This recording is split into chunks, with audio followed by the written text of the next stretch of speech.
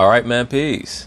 So as many of you brothers out there may know, especially if you've been following my platforms for a very long period of time, I have a series on my YouTube channel revolving around whether or not multiracial people are essentially mentally fractured or have psychological issues because of the dual way in which they're forced to align themselves. They don't quite fit in with the quote-unquote so-called black race, at least in their minds, and also within their minds many times they don't fit in within the so-called white race, especially since their outside is not going to allow them to necessarily fit in with the quote-unquote white race or Caucasian race, whatever you want to call them.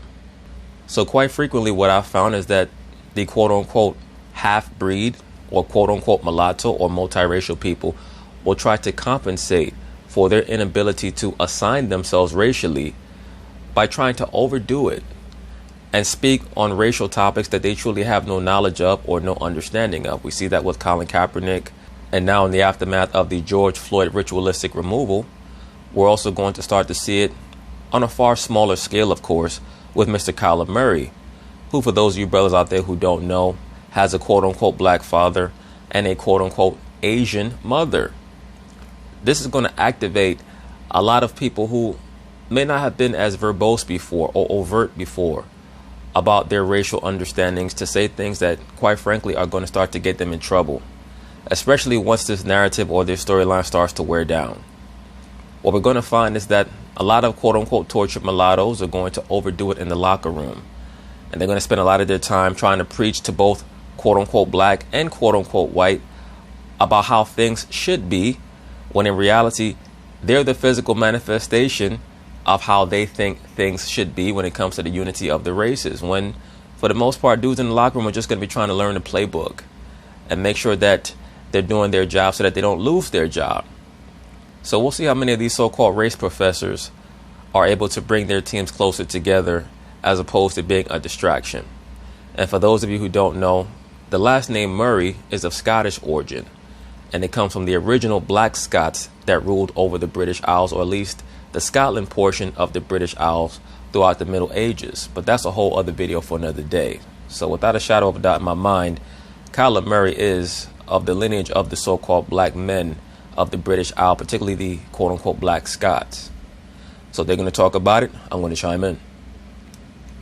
Kyler Murray became the latest NFL player to announce his intentions to kneel during the national anthem, saying it's on everyone to educate people on racial injustices. Well, it's very difficult to quote-unquote educate people on racial injustices if you don't have a full command of exactly what's going on yourself. And that's what I mean when I talk about people falling down that rabbit hole. Now suddenly you're a professor on race. Are you sure about that? Now, if you run into a Caucasian teammate that starts to do things that many Caucasians on the internet like to do, which is read off FBI statistics, and now you have to provide real data and information on your own, are you just going to castigate that Caucasian teammate and relegate him as a quote-unquote racist because he wants to come against your jargon, your rhetoric, your propaganda? Or are you actually going to communicate with him and maybe even agree to disagree? That's what I mean. You know, when I used to work in corporate America, I used to tell people there are certain topics do not ask me to discuss in the corporate America workspace. Don't ask me to talk about race. Don't ask me to talk about religion. Don't ask me to talk about sexuality. Don't ask me to talk about religion. And there were a couple of other things, because those to me are cherry bomb topics. There's going to be an explosion no matter how well versed you are in these various topics, because 95 to 98% of people on the planet Earth, especially in America, are led by their emotions. Their views, their perspectives are totally predicated on how they feel, not what they know. So when you bring this racial dynamic into the locker room, it can be very dangerous. It's a very precarious environment that's going to be created right now, especially this season in the NFL, where you're going to have so many other things going on surrounding the coronavirus. I've also stated this in other videos, and this is a bit off topic. The NFL and some of these other sports leagues are going to have to stand up to Dr. Fauci and a lot of these mandates that they're going to try to enforce on these sports leagues to once again promote fear-mongering.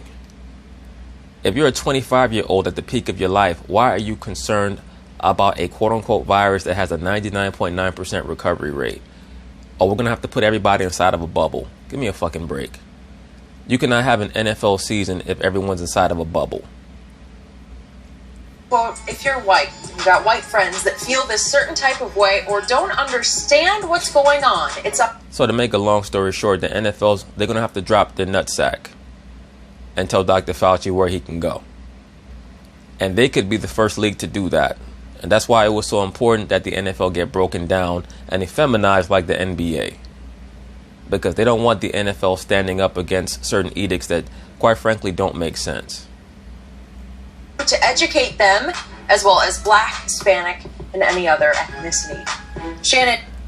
Right, but I'm confused. Where did Kyler Murray get his societal or his sociological degree from that he's going to educate everyone on exactly what's going on, not only with so-called blacks and Caucasians, but also Asians, Hispanics, etc.? Do you like what Kyler had to say here? I do. I do believe a lot more players will kneel this year because they understand, they believe they'll be protected. They believe that since the grounds...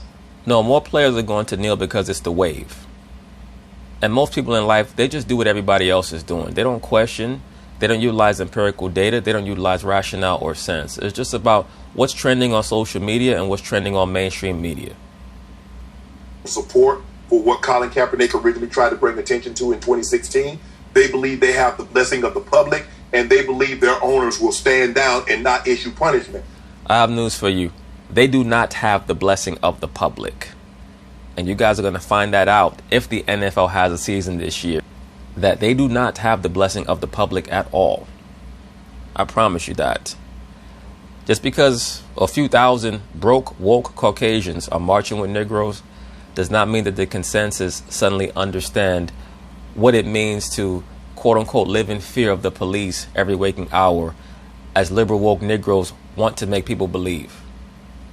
None of them threatened to issue punishment like Jerry Jones. Jerry said you will toe the line, you will put your helmet in your left arm, and you will have your hand over your heart, or you will not be playing for the Dallas Cowboys. Correct.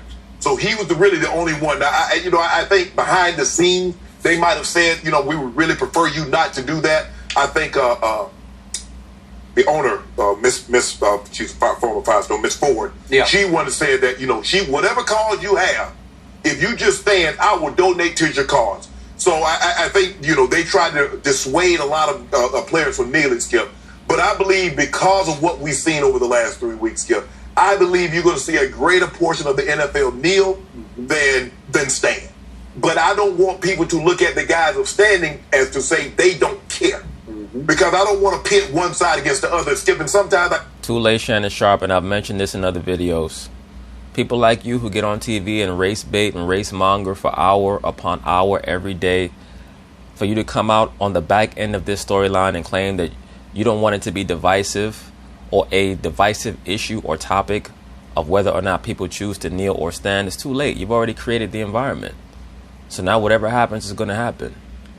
If there's a Caucasian player who says that he's not going to quote-unquote kneel with everyone else who's kneeling, especially if the vast majority of the team is kneeling, they're going to try to call him a racist. If there's a so-called black man who says, I'm not going to kneel because I think that there are greater problems that we have to handle in the so-called black community, a lot of the woke dudes are going to call him a sellout. That's just the atmosphere that you helped to create. As I'm lying and I'm at home and I'm thinking, I was like, next to Braun and Savannah, I hope this is a situation that if a guy doesn't kneel, the media says, okay, why weren't you kneeling? Do you not believe Black Lives Matter? It's not about that. Nonsense. You guys have been on television for the last 3 weeks talking about where's Jerry Jones, where are all these owners to speak up and confess that they agree with Black Lives Matter. So all of a sudden now, as usual with liberal woke Negroes, they never think things out to the end because most of them are fascists and they just want to make everyone agree with them. Now that you're finally starting to realize what the after effects of this are going to be, what the repercussions are going to be, now you're concerned. So I'm just going to focus on the guys that are kneeling. But Kyler Murray said, he's motivated by what's in his heart. He understands one. Are you motivated by what's in your heart, or are you motivated by what's on the gram? If this is what all players, especially black players, know. I will be black a lot longer than I play in the NFL. I have news for you, Shannon Sharp. You've never been black. Your hair is black. Part of your eyeglasses are black. You've never been black, though, brother. And that's part of the problem. A lot of you niggas are blacked out of your mind. Y'all are running with this nonsensical philosophy about a color being a race.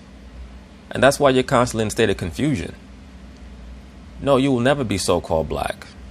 So that's the question. Who and what are you? And I'm not going to say, when I got this uniform on, Skip, it can't. People think that money can buy your way out of racism. It can't. 1921 Tulsa told you that, Skip. That was the Black Wall Street. Right, but the issue with quote-unquote Black Wall Street is that we didn't have a military. But what Black Wall Street did prove is that we could build success by ourselves. We didn't have to beg successful white people to be advocates for us in Congress. We can create a successful environment on our own. And a lot of times, these little scary niggas, they'll use Black Wall Street as an example of what would happen if black people had their own society. Well, if you're scared of having your own society, but then you claim that the so-called white man is the worst thing ever, but you want to be equal to him, what exactly is it that you want? Because you're never going to be equal to them. They're in their rulership, even though their rulership is falling right now. You're never going to be equal to them. So what the fuck is it that you really want? To the ground. Mm-hmm. See, even though they were wealthy, they were prominent, they were influent, they were affluent. Yep. It couldn't protect them. That's the one thing that money can't protect you from. No, money can protect you from it if you utilize it properly. Black Wall Street, they had no military.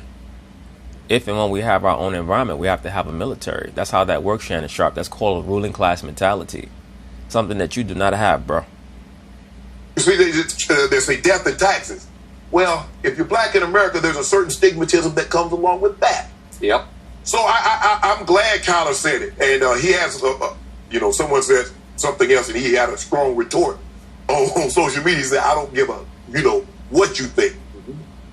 You're going to see more guys take this stance. Yep. And I'm happy. I'm glad that guys are saying, you know what? Enough is enough. And plus, this is the greatest moment that we've ever had. We've never had a moment like this. That you know of because you don't know real history, brother. If the greatest moment that so-called black people have ever had is the last 3 weeks in the aftermath of the George Floyd ritualistic removal, what does that say about us as a nation of people, if that's what you truly think in your mind? When Dr. King was assassinated, not when they had the protests, when they marched on Washington, I think that was, 63? We've never had a moment like this. Never. That had it this good right now. This good. What type of crack is Shannon Sharp smoking? Had it this good? People have been trapped in their houses for basically the better part of the last 4 months. They've been spiritually, mentally, psychologically tortured, not only from this fake virus. There is a virus, but it's nowhere near as potent and deadly as they're trying to act like it is. And then what they've been trying to promote with the exploitation of George Floyd, as well as Ahmaud Arbery, Breonna Taylor, etc., which is to basically give black people crumbs. So-called black people give them crumbs, what they call police reform, when real reform has to start with cultural implementation and empowerment. We're still nowhere, Shannon Sharp. But at least a lot of our people are trying to wake up and starting to wake up towards what is important, which is putting our own people first. The next step, and the real step, is cultural implementation. And then after that, the understanding of commerce. All money in, no money out. If we grasp those things, we can turn the tables tomorrow. And I believe that they're going to seize this opportunity and make the absolute best of it. So, I've been a Kyler fan since his first couple of games that he started at the University of Oklahoma. Mm-hmm.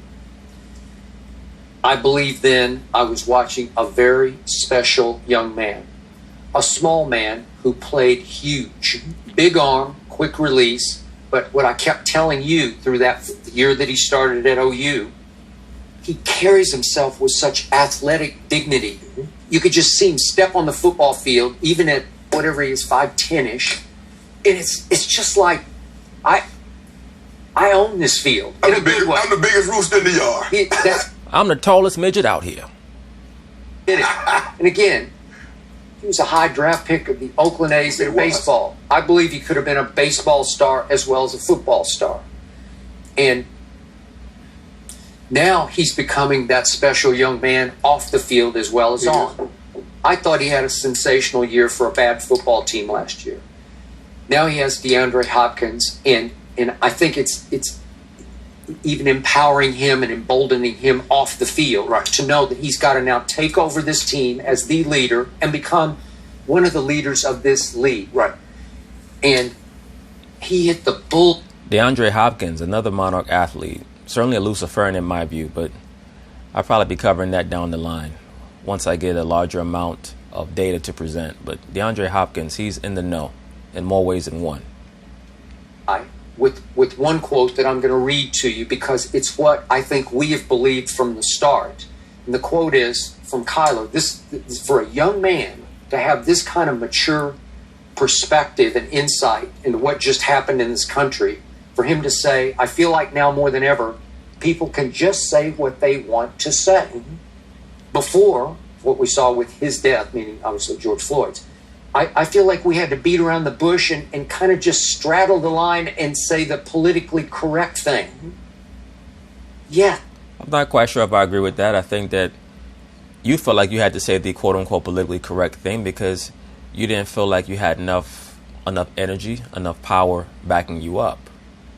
That's why I said that a lot of these people are just riding the wave. The real test of a person is not what they say when it's popular, is what do you say when it's not popular? That's why I always, these woke people, they think that like they're creating some type of new in vogue movement or these great reforms that are going to transcend time. All you're doing is repeating what the liberal Caucasian told you to say. You're a globalist. If you want to impress me, get on TV and come out against homosexuality, lesbianism, feminism, transgenderism, pedophilia, the exploitation of these children. Of course, they're not going to acknowledge it as pedophilia, but what's going on with Zion Wade right now, that's reprehensible. The film Moonlight, which clearly exploited young black boys and their sexuality. To me, that's pedophilia. That's pseudo-pedophilia. None of these athletes, none of these woke dudes speak out against that because that's not what's in vogue. Especially as a black quarterback, the face of a franchise, you had to walk the line, right? You had to toe the line. You had to be a little careful with what you said or did not say. All of a sudden, a very special thing happened in this country because of that murder in Minneapolis on Memorial Day. White community sat up and said, what? For the first time, you can list all those names of all those black men and women, unarmed, who got murdered by white cops. You can list them all, and you know them all by heart. I do. And with that image of George Floyd getting killed by that cop, I'm not speaking from a three-dimensional perspective, just from a two-dimensional perspective. That traumatized so many people of various races. What it made them say to themselves is not only that what's going on in the so-called black community involving the police is a real thing, but that is the number one thing. And beyond that, who do we donate to? Because this was a travesty of justice. Oh, okay, we could donate to Black Lives Matter. That's the face of this. Not understanding that they're just donating to the Democratic Party. That's all they were doing because, once again, the quote-unquote Black Lesbians Matter movement is just a collection agency for the Democratic Party. That's all it is. And we could spend the rest of the show. We might not have enough time for you to go down the whole list. Right. But white America, and I'm stereotyping, sort of generalizing here, but on all those, the Eric Garners and the Michael Brown, we can just go all the way back to Ferguson. Right, Brown. Yeah. Look, white America said, oh, that's too bad. Next. What's next? Right. And this one got everybody. This got every human being, not just in this country, but in a whole lot of countries around the world, to stop and say, that's just wrong. We got to stop this. And the first thing I told you after the first protest I watched, just sitting on my couch, was, wait a second. I'm seeing a whole lot of white people out there. Yeah. Now, they were mostly younger white people. Good. But here's a whole upcoming generation saying, hey, this is wrong. We got to go out there and march with them. Right. Well, of course, you're always going to get a lot of the young, impressionable liberal Caucasians to say, oh, wow, we got to get out there and march, because they're going to march for anything.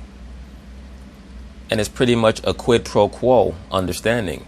That being, we'll march in the Black Lesbians Matter movement protests and parades, for lack of a better term. And in exchange, you so-called black people will march with us when it comes to LGBTQ. Because I promise you that most of the reforms that are made are going to benefit the homosexuals, the lesbians, and the feminists, much more than so-called black men, particularly heterosexual so-called black men. And that's how it's always worked. Demonstrate. We got to get arrested with them. We got to say, we are with you. What?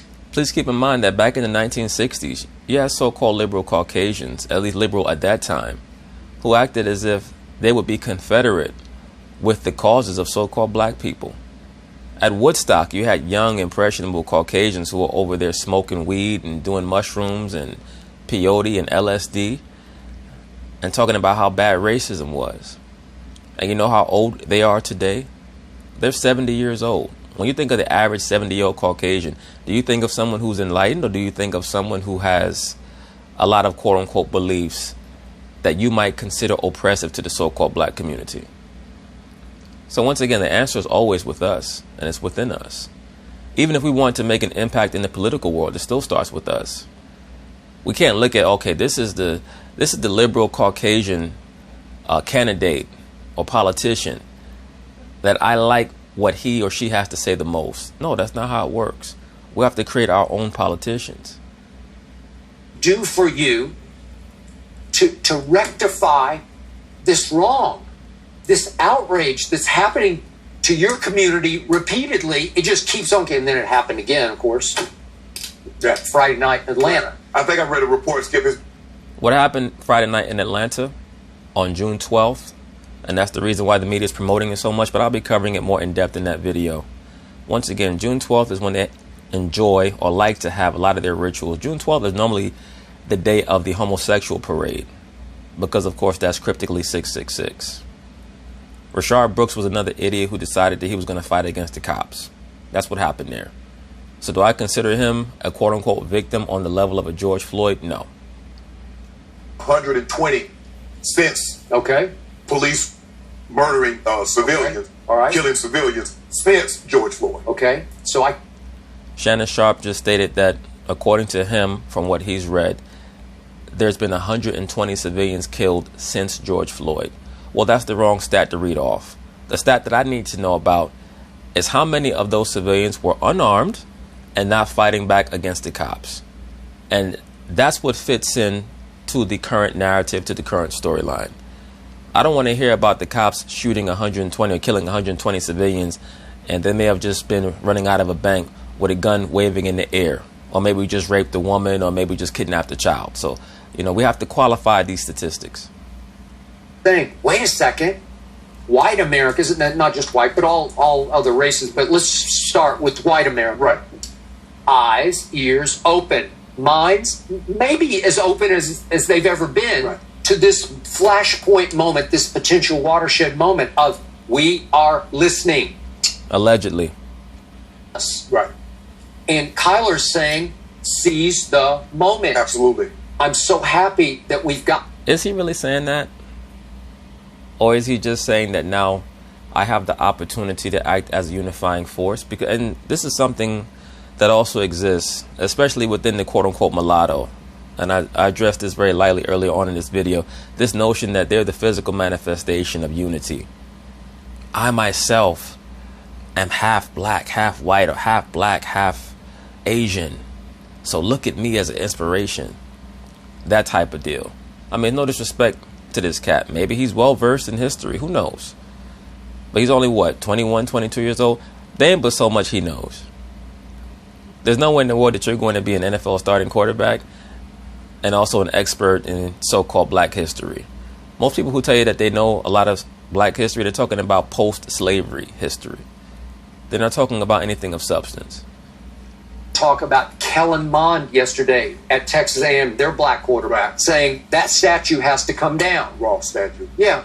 And Chuba Hubbard at Oklahoma State, again, I'm still cringing because I wanted him to, as he said, his foot's still on the gas. I think he took his foot off the gas. Yeah. But the first salvo was firestorm salvo. That's what he should have said. This is unacceptable. Well, there have been times even the last few years when something like that would happen and it would come and it would go. Right. And the black players are like, hell no, I don't like this. I'm going to tell the media I don't like this, but I kind of understand. You have to sort of walk that line. And Kyler's... You have to, quote unquote, walk that line depending on your intellect, your eloquence, and your courage. And that's what it's always been about.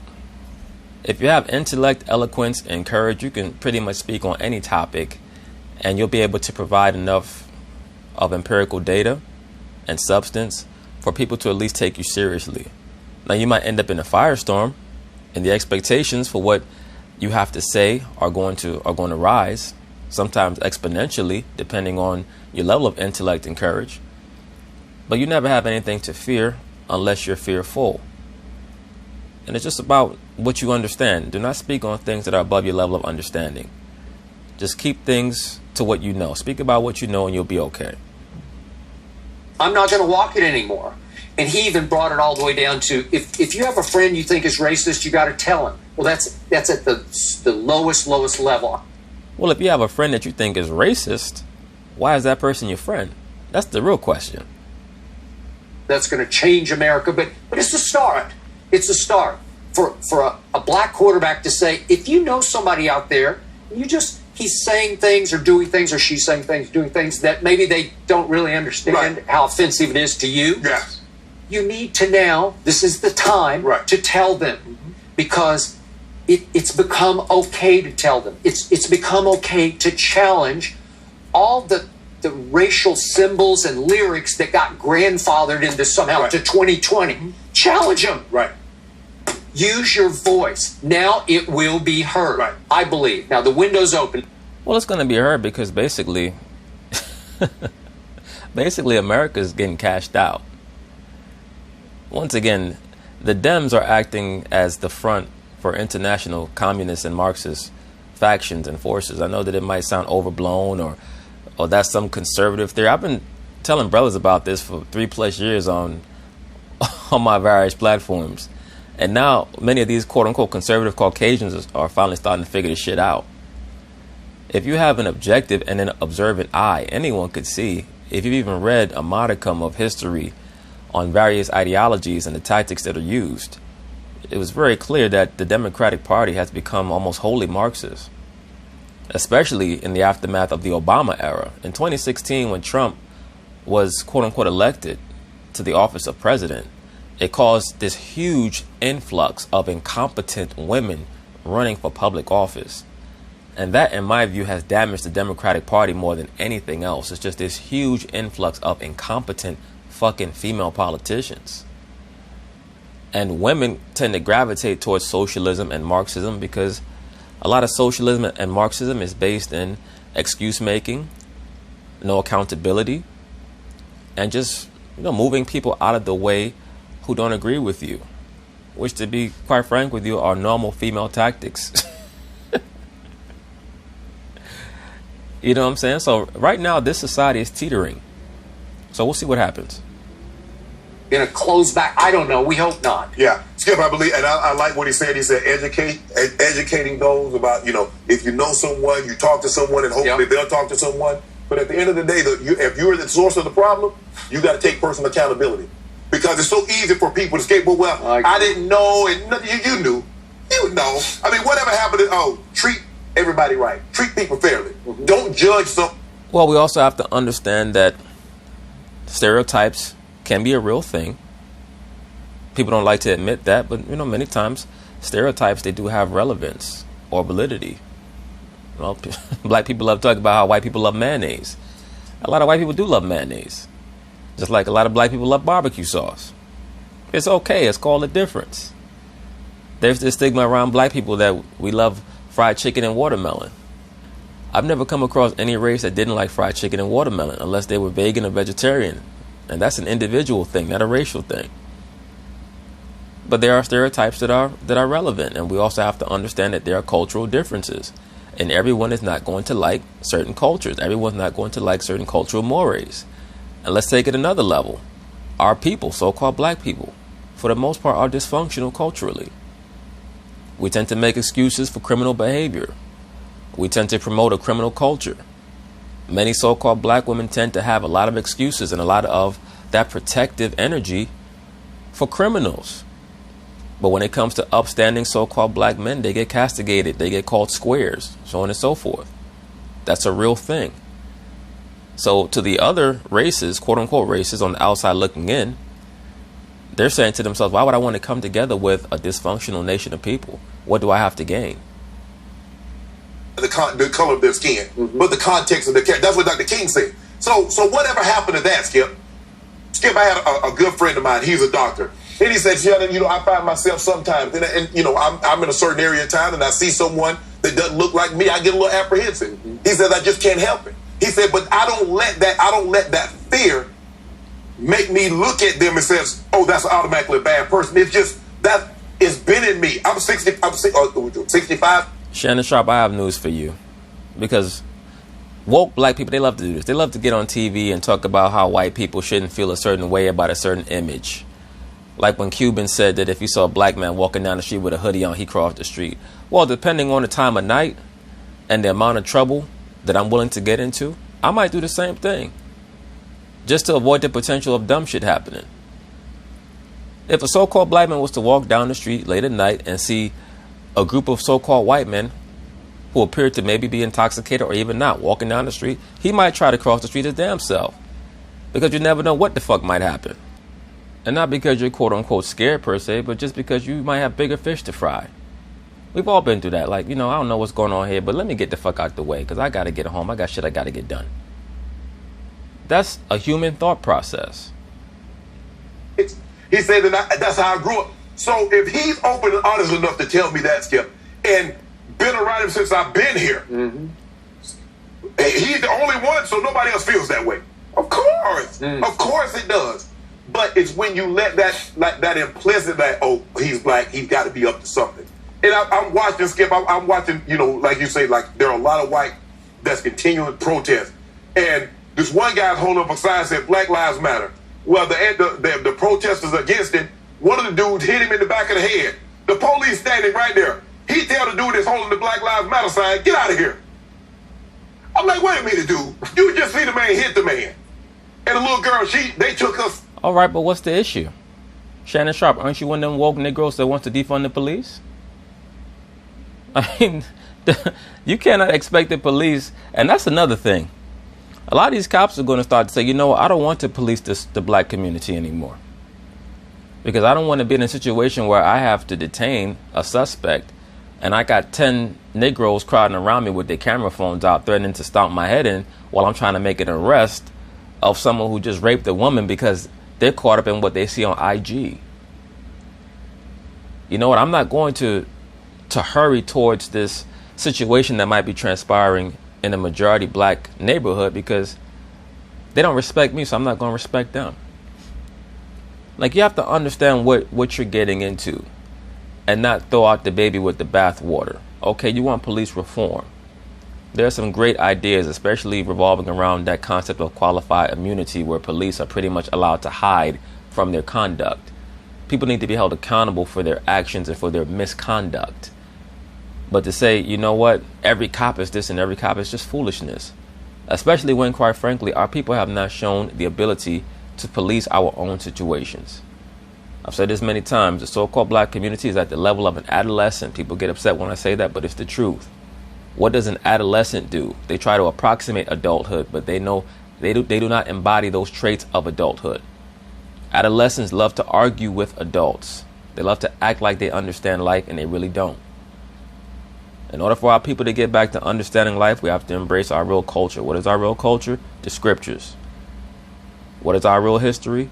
We have to go about learning that so that we can have a firmer grasp of where we actually come from and not always trying to synchronize black with slave. Because that's what a lot of what is going on right now on television is meant to do. Juneteenth, that's going to be the new Negro holiday. That's when we all got out of slavery. All black people were not slaves. it up, she go home, come back with another sign. I'm like, man, y'all just ridiculous. I mean, y'all are just ridiculous. But Skip, it's hard. This establishment, people don't take change easy. No. It's hard to break tradition. And it's hard for people to get out of I kind of like the way things are. I mean, I'm not at the top end, but I kind of like the power structure. Shannon Sharp, that's known as competition. It's known as competition. Our people can compete if we want to. We just don't want to come together as so-called black people. When we talk about unification, we're talking about forcing ourselves on the Caucasian. And that's why we stay at the bottom. I like the way the view from where I'm sitting. So why would I want to change that? And they don't, and they're going to fight tooth and nail. It's not going to be... As they should. They want to maintain their rulership. Let us have our Confederate statues and our Confederate flags, and it'll be okay. Yeah. Well, you can do whatever you want to do, but just let us have these vestiges of racism. Yeah. Right? Because that's what they is, Skip. I mean, there's no way around it. Oh, but you know, that don't, it's heritage. They fought for... No, they didn't. They fought to keep one thing alive. So one last comment on Mike Gundy. We talked about him for 2 days. Yes. He told ESPN they're doing a documentary on Oklahoma State that just happened to be coincidental with this, but they used the quote on ESPN this morning in which he said yesterday, you know, I was just a dumbass about OAN. I just didn't get it. I'm not going to let him off that hook because... Well, I have news for you, Skip Bayless. You don't have the power or the ability to tell someone what type of T-shirt they can and can't wear. I have no problem with any statements of substance about Mike Gundy. If you want to call him a racist, call him that. But give me some examples. Give me some examples of him using the N-word or him treating his Caucasian players preferentially over his so-called black players. Give me, some precedent. That's all I need. I don't care about all that other stuff. What shirt he's wearing, what network he listens to, if he's a so-called conservative or Republican or he supports Trump. Supporting Trump does not equate to being a quote-unquote racist. Now, in the race politics of today, a lot of, especially middle American Caucasian people, they associate supporting Trump with Caucasian supremacy. But that does not make the inverse true. And we have to have some nuance in these understandings. Now, once again, with Mike Gundy, where there's smoke, there's fire. But you can't get at someone for wearing an OAN t-shirt, just like you can't get on a so-called black man for wearing a hoodie or for wearing, a t-shirt that, that might have Tupacalypse Now on it or some shit like that. Right? Or Ready to Die. Or any other rap album title that certain people might find offensive on its face.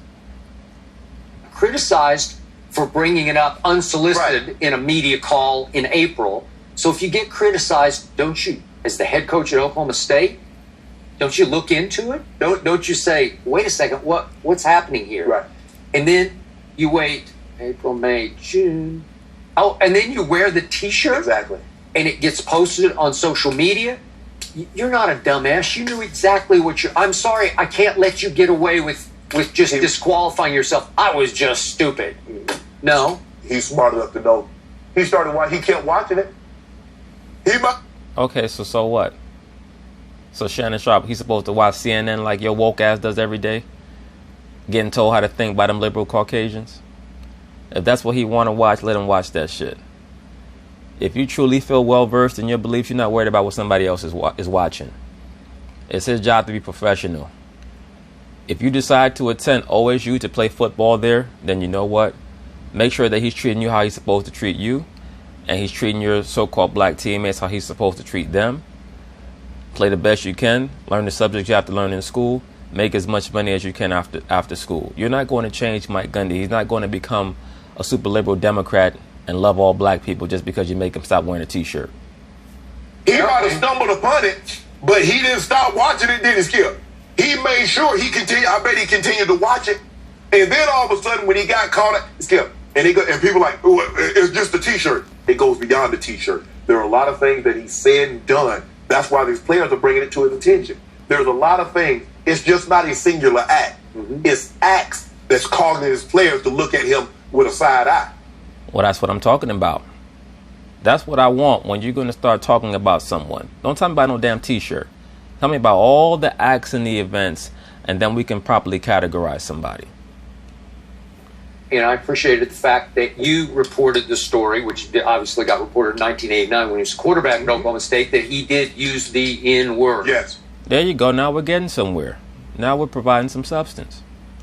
First form of the N-word during a game at Colorado. And there are a lot of players that were on the field at the time that's come forward and says he absolutely did it. And his retort with that was, Skip, is what? What they always say, Skip, I got black friends. I have nigger friends. I mean, black friends. Bro, we don't use that. Well, I was happy that story got traction. And again, I tried to make the point to you. That isn't the reason he should lose his job now. No. But it shows you what he's capable his history was. Absolutely correct. All right. Thank you. No excuse. But anyway, that's basically it on that. We'll see how Kyler Murray's season goes this year. And if he tries to use a lot of the race talk to hide how poorly the team is playing if they don't get off to the start that a lot of Arizona fans might hope. So peace.